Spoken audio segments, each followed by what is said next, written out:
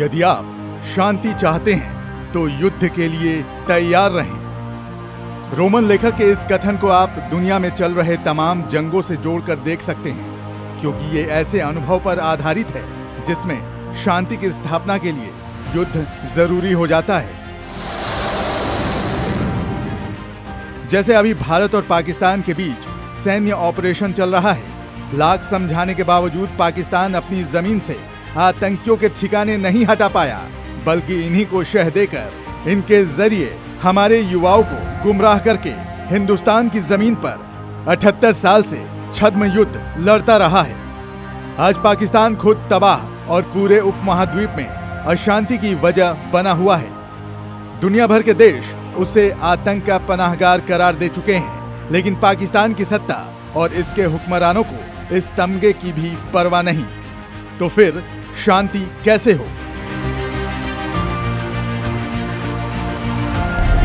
शांति दूत का प्रणाम स्वीकार कीजिए महाराज। इस सवाल का जवाब समझने के लिए हम आपको ले चलते हैं द्वापर युग में, जब खुद श्री कृष्ण के शांति प्रस्ताव के बाद भी ऐसा युद्ध हुआ जिसने आधी धरती से इंसानी नस्ल को खत्म कर दिया था। महाभारत और दूसरे ग्रंथ में दर्ज वर्णनों के मुताबिक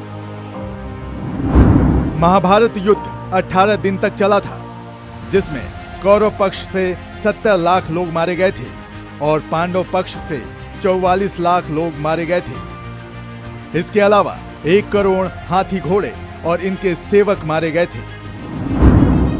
भगवान विष्णु के अवतार के रूप में रहते हुए इतना भीषण युद्ध, ये सवाल तब भी उठा था कि श्री कृष्ण ने ये युद्ध रोका क्यों नहीं, इतना भयंकर विनाश क्यों होने दिया। इससे कुपित होकर कौरवों की माता गांधारी ने श्री कृष्ण को श्राप दे दिया था, लेकिन दुर्योधन जैसे अपने 100 पुत्रों का अधर्म उन्हें नहीं दिखा। युद्ध खत्म होने के बाद यही सवाल ऋषि उत्तंक ने श्री कृष्ण से पूछा, हे श्री कृष्ण, आप इतने महाज्ञानी और सामर्थ्यवान होकर भी युद्ध नहीं रोक सके। इस विफलता के लिए अगर मैं आपको शाप दे दूं तो क्या यह उचित न होगा? तब श्री कृष्ण ने कहा, हे महामुनि, किसी को अगर अपने अनुभव से ज्ञान दिया जाए, समझाया बुझाया जाए और शांति का रास्ता दिखाया जाए, तब भी वह विपरीत आचरण करे तो इसमें समझाने बुझाने वाले का क्या दोष? यदि मैं स्वयं ही सब कुछ कर लेता तो संसार के इतने सारे लोगों की क्या आवश्यकता थी? श्री कृष्ण ने जो कहा उसका मर्म सिर्फ महाभारत की कथा में ही नहीं, बल्कि इसके एक युग पहले त्रेता युग में भी साक्षात हो चुका था।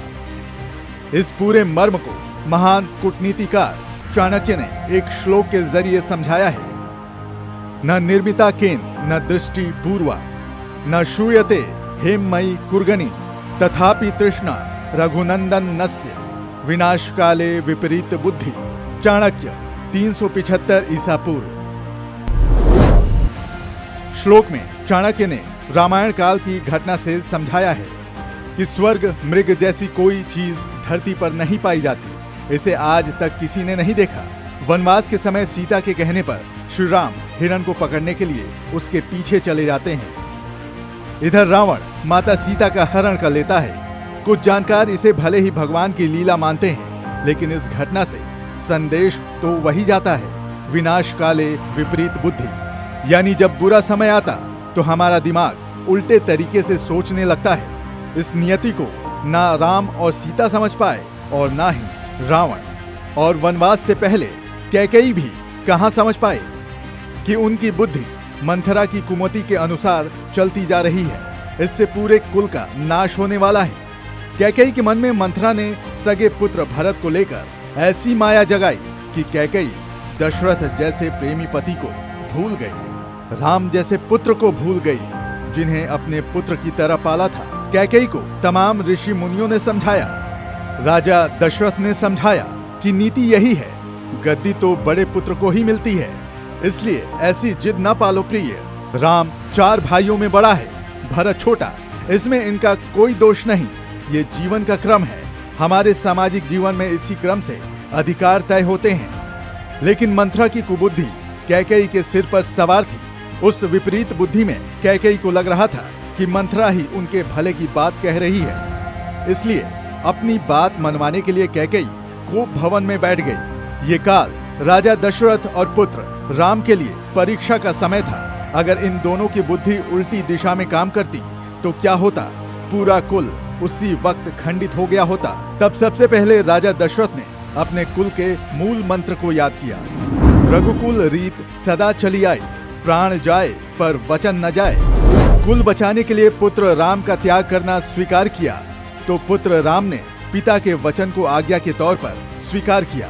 लेकिन इसके बाद पुत्र के वियोग में पति दशरथ की मौत हुई और कैकेयी विधवा। पुत्र भरत को जब माता की कुमति का ज्ञान हुआ तो वो भी कैकेयी से विमुख हो गए।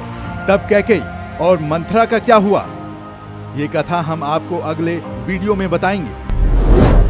इस वीडियो में हम बात कर रहे थे श्री कृष्ण की कि आखिर वो महाभारत जैसा युद्ध क्यों नहीं रुकवा पाए। तो जैसा कि हमने वीडियो में पहले आपको बताया, श्री कृष्ण ने कहा कि उन्होंने शांति के लिए सबको समझाने की कोशिश की, युद्ध के खतरे बताए, लेकिन खुद को बलशाली मानने वाला दुर्योधन तो 1 इंच जमीन भी पांडवों को देने के लिए तैयार नहीं हुआ। फिर यहाँ भी वही विपरीत बुद्धि वाली कहावत। पांडवों के पिता राजा पांडु नेत्रहीन धृतराष्ट्र से छोटे थे, लेकिन राजकाज संभालने के लिए स्वस्थ होने की वजह से इन्हें राजा बनाया गया था। राजा पांडु की मृत्यु के बाद जब अगले राजा चुनने की बारी आई तो दुर्योधन ने अपने पिता के बड़े होने की वजह से गद्दी पर दावा ठोक दिया, जबकि राजनीति कहती थी कि पुत्रों में सबसे बड़े को ही राजा का उत्तराधिकारी माना जाता है। इस तरह गद्दी पर पहला हक पांडु पुत्र युधिष्ठिर का बनता था, लेकिन दुर्योधन इसके लिए तैयार नहीं था, बल्कि पांडवों को राज्य से बाहर करने के लिए दुर्योधन ने तमाम चालें चली जो उसके मामा शकुनि ने रची थी। शकुनि की चालें वैसी ही थी जैसे त्रेता युग में मंथरा की। दोनों ने ही अपनी अपनी कुमति से कुल नाश कराया। वहां भरत को राजा बनाने के लिए तो यहाँ दुर्योधन को राजा बनाने के लिए। तब कृष्ण क्या करते? कृष्ण तो युद्ध की स्थिति बनने पर पांडवों और कौरवों के बीच शांति दूत बनकर गए। खुद हस्तिनापुर जाकर दुर्योधन से समझौता करने की कोशिश की।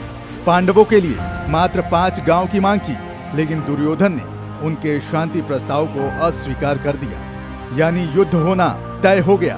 तब श्री कृष्ण क्या करते?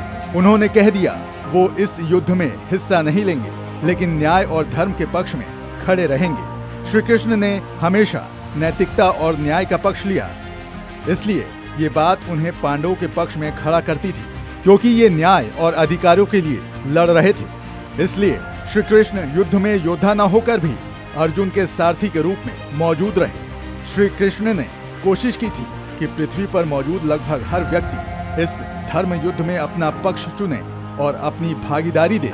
जैसे जैसे युद्ध से लोग जुड़ते गए, युद्ध बड़ा होता गया, और जितना ये युद्ध बड़ा हुआ उसमें इतना रक्तपात हुआ कि आज भी महाभारत युद्ध की धरती, कुरुक्षेत्र की भूमि लाल है। इस वीडियो से आपको क्या संदेश मिला? आप ऐसी कहानियां अगर और भी सुनना चाहते हैं तो हमें कमेंट बॉक्स में बताइए। अगला वीडियो आपकी पसंद की कथा पर बनाएंगे। तब तक हमारे चैनल को लाइक और सब्सक्राइब जरूर कर लीजिए।